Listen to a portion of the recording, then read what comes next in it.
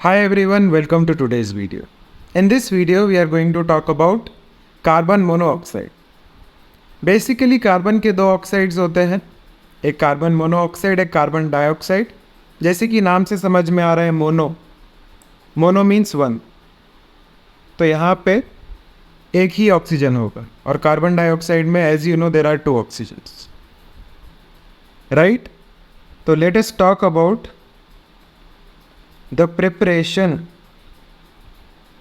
of carbon monoxide. तो आप सबको ये मालूम है कि अगर मैं कार्बन का कंप्लीट कंबशन करूं, C+O2 gives us CO2.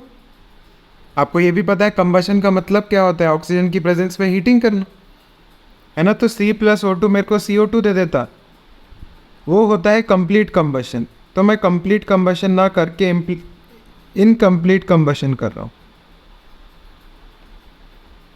Incomplete combustion का मतलब क्या है कि जितनी ऑक्सीजन उसको चाहिए उतनी ऑक्सीजन दे ही नहीं रहा हूँ, कम ऑक्सीजन दे रहा हूँ, राइट. तो मेरे को यहाँ पे मिल जाएगा CO. और अगर रिएक्शन बैलेंस कर लें तो 2C+O2 is giving 2CO. As you can see जो ऑक्सीजन का अमाउंट है वो मैंने कम दिया, right. Second way could be by dehydration of formic acid.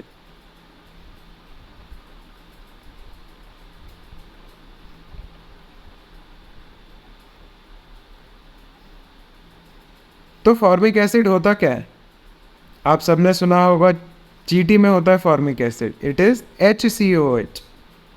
तो अगर मैं HCOH लूँ और उसके साथ एक डिहाइड्रेटिंग एजेंट ले लूँ जैसे कि कंसनट्रेटेड H2SO4, तो कंसनट्रेटेड H2SO4 क्या करेगा, पानी खींचेगा इसमें से. आप देख रहे हो जब इसमें से मैं पानी खींच रहा हूँ, H और OH निकाल रहा हूँ, तो I am left with CO and with it I will get H2 obviously, जो कि H2SO4 में खींचा है. तो ये जो रिएक्शन मेरे को करनी है, this is generally done around 373 kelvin, ताकि वाटर को मैं इजीली निकाल सकूँ, राइट. थर्ड रिएक्शन है reaction of Coke with steam, है ना. ये तो आप कभी भी करा ही सकते हो, ये जनरली हमारी लैब प्रिपरेशन होती है, लैब में आप इस तरीके से प्रिपेयर कर सकते हैं. कमर्शियली अगर बात करें, इंडस्ट्रियली तो क्या करते हैं, कमर्शियल प्रिपरेशन इसकी होती है कोक होता है कार्बन सॉलिड, उसकी रिएक्शन करते हैं स्टीम क्या होती है, H2O gas.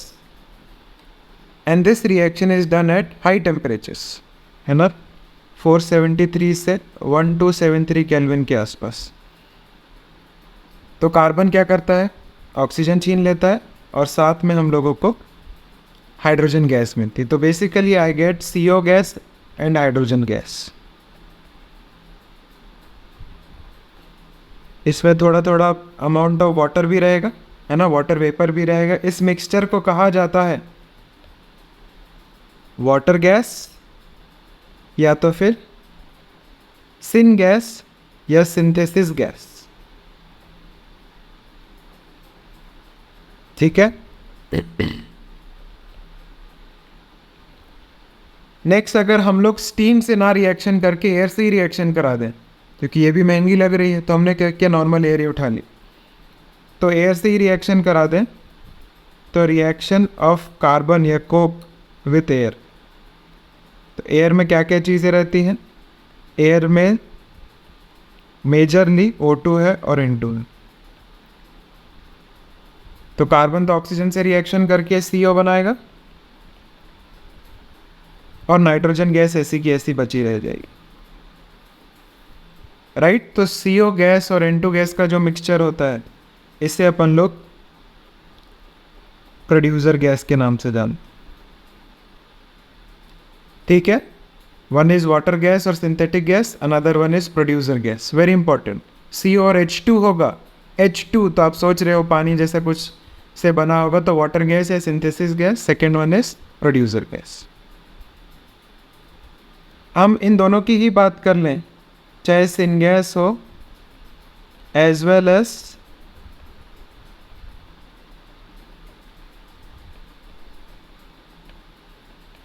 Producer gas are used as fuels. अब ऐसा क्यों? क्योंकि इनमें क्या है, कार्बन मोनोऑक्साइड प्रेजेंस है, और कार्बन मोनोऑक्साइड जो है वो ऑक्सीजन से रिएक्ट करके वापस CO2 बना सकती है ना। तो जब ये रिएक्शन होगी तो खूब सारी हीट इवॉल्व होती। This reaction is highly exothermic, है ना। और जब हीट इवॉल्व होगी तो उस हीट एनर्जी को हम यूज़ कर सकते हैं। फ्यूल का काम क्या होता है? हीट को ही रिलीज करना, राइट। तो basically syn gas as well as producer gas can act as a fuel. Next इनकी प्रॉपर्टीज़ के बारे में बात करते हैं, कार्बन मोनोऑक्साइड की प्रॉपर्टीज़।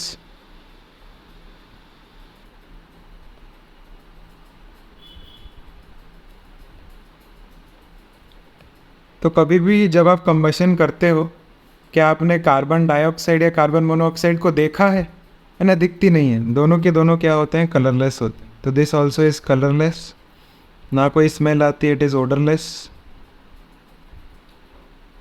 थर्डली, अगर आपको पता हो, CO, NO, N2O, all these are neutral gases, है ना। ये क्या है? न्यूट्रल गैस है। न्यूट्रल गैस का मतलब क्या है कि ये पानी से रिएक्शन करती ही नहीं,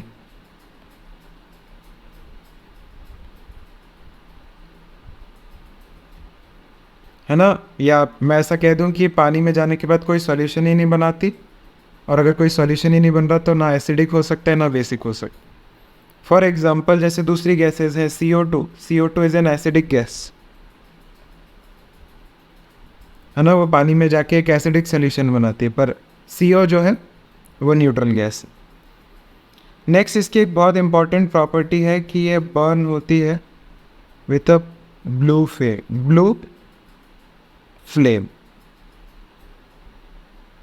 ठीक है, कभी भी आपसे ऐसा बोल दिया जाए कि एक गैस है जो कि ब्लू फ्लेम से बर्न हो रही है, आपको सीधे समझ में आना चाहिए कि कार्बन मोनोऑक्साइड की बात हो रही है। ठीक है, अगर इसकी सॉल्युबिलिटी की बात करें तो solubility in water is very low. तो मैं बेसिकली ये कह सकता हूँ कि ये वाटर में ऑलमोस्ट इनसॉल्युबल। ठीक है, next, it acts as a powerful reducing agent.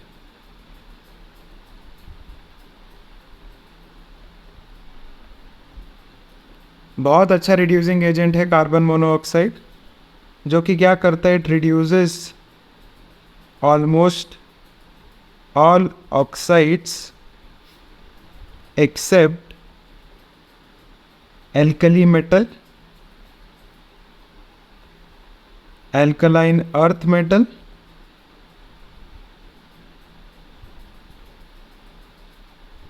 Al2O3, यहाँ पे इनके ऑक्साइड्स, Al2O3 और ZNO, इन सब को कार्बन मोनोऑक्साइड रिड्यूस नहीं कर सकता। बाकी कोई भी ऑक्साइड होगा उसको रिड्यूस कर देगा। तो let us take an example of Fe2O3। तो वो क्या कर देगा? इसको रिड्यूस करेगा, मतलब आयरन में कन्वर्ट कर देगा, और खुद क्या हो जाएगा? ऑक्सीडाइज। तो CO2 गैस इवॉल्व हो जाएगी।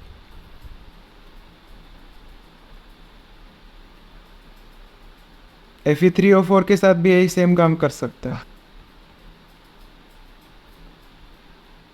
है ना। आप कोई भी मेटल ऑक्साइड ले लोगे, मेटल ऑक्साइड CO के साथ रिएक्शन करेगा तो बेसिकली रिड्यूस हो जाएगा and it will get converted to iron and CO2। यही प्रोसेस को हम लोग यूज़ करते हैं इन मेटलर्जी। आगे चल के जब हम मेटलर्जी पढ़ेंगे, मेलिंगम डायग्राम भी देखेंगे, तो वहाँ पर CO जो है वो एक प्रिंसिपल रिड्यूसिंग एजेंट बोला जाता है ना। बहुत अच्छा रिड्यूसिंग एजेंट है, it is a powerful reducing agent.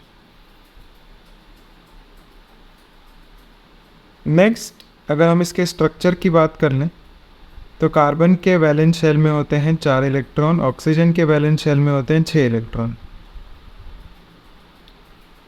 तो अब क्या होता है, ये दोनों दो बॉन्ड बना लेते हैं।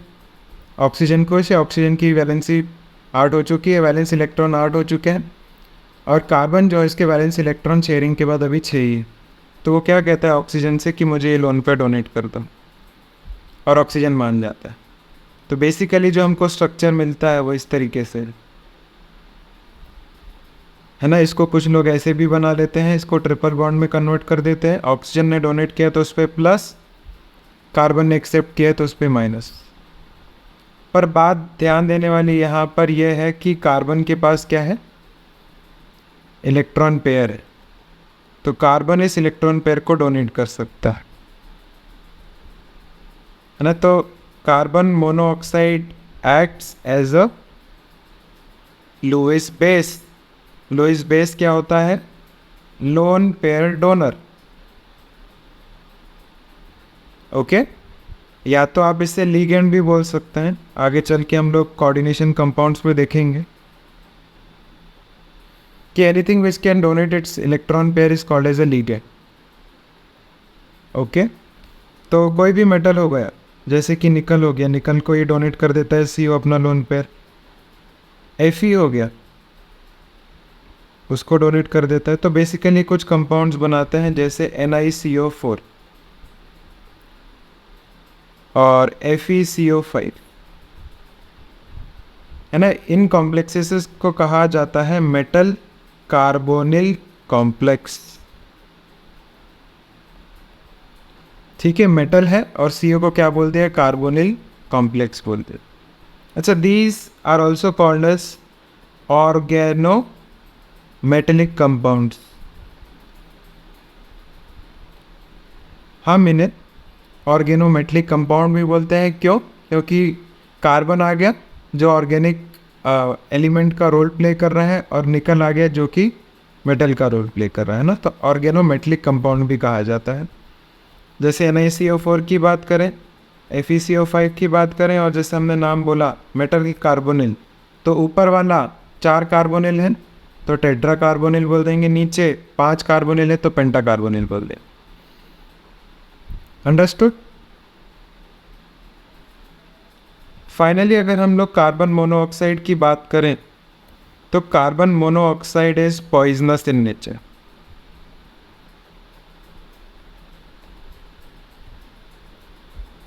अब ऐसा क्यों होता है? क्योंकि सपोज करिए अगर किसी भी तरीके से कार्बन मोनोऑक्साइड जनरेट हो गई, है ना, क्योंकि कभी भी अपन कार्बन को हीट करेंगे तो हमेशा ज़रूरी नहीं है कि कंप्लीट कम्बशन होने के बाद CO2 ही मिलेगा, हो सकता है कभी CO भी मिल जाए। तो जैसे कि हम लोग हवन कर रहे हैं या हम लोग कोई लकड़ी जला रहे हैं तो इट इज़ पॉसिबल कि CO बन जाए। तो अगर आप ये क्लोज्ड एटमॉस्फेयर में कर रहे हैं तो क्या होगा, CO जो है वो रूम के अंदर बैठ जाएगी और जो ऑक्सीजन का अमाउंट है वो कम हो जाएगा, है ना। और CO बाहर नहीं जा पा रही तो CO हमारी बॉडी के अंदर जाएगी। अब जब बॉडी के अंदर जाती है तो ये क्या करती है, हीमोग्लोबिन से रिएक्ट करती है। तो अगर हम लोग हीमोग्लोबिन की बात करें तो हीमोग्लोबिन के अंदर जो मेन हमारा मेटल है वो है आयरन। और आयरन अभी तक क्या कर रहा था, ऑक्सीजन के साथ कॉम्प्लेक्स बना रहा था। अब कार्बन मोनोऑक्साइड आने के कारण कार्बन मोनोऑक्साइड से कॉम्प्लेक्स बनाएगा, है ना। तो पहले जो कॉम्प्लेक्स बन रहा था वो था ऑक्सीजन और हीमोग्लोबिन के बीच का कॉम्प्लेक्स, और अभी जो बन रहा है वो है कार्बोक्सी ग्रुप बोल दो इसको, कार्बोक्सी हीमोग्लोबिन कॉम्प्लेक्स बन रहा है। तो ऐसा देखा गया है कि ये जो कार्बोक्सी हीमोग्लोबिन कॉम्प्लेक्स है ये 300 times more stable, 300 times more stable. अगर ये 300 टाइम्स मोर स्टेबल है तो यही बनना चाहेगा, है ना। तो कभी भी अगर कार्बोनिल या मैं बोल दूँ CO जो ग्रुप CO कार्बन मोनोऑक्साइड है, अगर वो हमारे सिस्टम में अंदर जाएगी तो हीमोग्लोबिन से पकड़ के कॉम्प्लेक्स बना देगी। तो पहले हीमोग्लोबिन क्या कर रहा था, पहले ब्लड क्या कर रहा था, ऑक्सीजन हमने ली और ऑक्सीजन पूरे बॉडी पार्ट्स में सर्कुलेट कर देते। पर अब क्या कर पा रहे हैं, कर ही नहीं पा रहे ये काम, ऑक्सीजन को हम सर्कुलेट ही नहीं कर पा रहे। क्यों? क्योंकि अब ब्लड स्ट्रीम में हमारे पास कार्बन मोनोऑक्साइड है तो वो हर एक बॉडी पार्ट में जा रही, है ना। धीरे धीरे क्या होगा कि हमारे जो ऑर्गन्स है वो काम करना बंद कर देंगे। इसलिए कभी भी ये जो हम चीज़ें जलाते हैं, बॉनफायर करते हैं, हवन करते हैं, वो हम लोग हमेशा ओपन एटमॉस्फेयर में करते हैं ताकि कार्बन मोनोऑक्साइड जो है वो कमरे में ना रह जाए, बाहर निकल जाए। ओके, तो ये सबसे इम्पॉर्टेंट इसकी कैरेक्टरिस्टिक थी to form a carboxy hemoglobin complex. Right, so that is all about carbon monoxide. In the next video, we'll discuss more about carbon dioxide. So stay tuned.